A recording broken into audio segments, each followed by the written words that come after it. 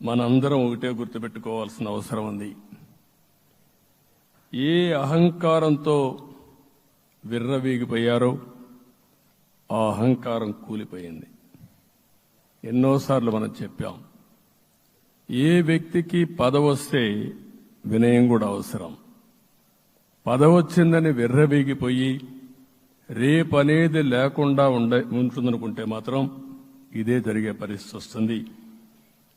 అయితే మీ అందరినీ నేను కోరేది ఒకటే, ఇవన్నీ ఒక కేస్ స్టడీగా మీరందరం స్టడీ చేసుకోవాల్సిన అవసరం ఉంది. ప్రజలు బూతులు మాట్లాడే నేతల్ని, అరాచక శక్తుల్ని, అవినీతి పరుల్ని చూశారు. పాలకులంటే ఎలా ఉండాలో చూశారు.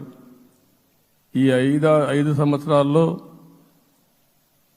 పాలకుడు ఎలాంటి వాడు వచ్చి అర్హత లేని వ్యక్తి ఏ విధంగా ఉన్నాడో చూశారంటే, ఈరోజు ఇచ్చిన తీర్పు ఈ 5 ఏళ్లు పరిపాలించినటువంటి వ్యక్తి యొక్క ప్రవర్తన చూసిన తర్వాత ఇలాంటి వ్యక్తి పాలనకు పనికిరాడనే ఉద్దేశంతో ఓట్లు చేసే పరిస్థితికి వచ్చారు. ఇది నా ఉద్దేశ ప్రకారం ఒక కేస్ స్టడీ అవుతుంది, మనందరం కానీ జాగ్రత్తగా ఆలోచిస్తే. కానీ మనం కూడా అదే విధంగా కక్ష తీర్చుకోవాలి అని కానీ మనం ముందుకు పోతే మనకు కూడా సమస్య వస్తుంది. అదే సమయంలో ఒకటే చెప్తున్నా, తప్పు చేసిన వాడిని క్షమించి పూర్తిగా వదిలిపెడితే కూడా మళ్ళా అలవాటుగా మారుతుంది. తప్పు చేసిన వాళ్లకు శిక్ష పడవలసిన అవసరం ఉంది, చట్టపరంగా శిక్షించాల్సిన అవసరం ఉంది.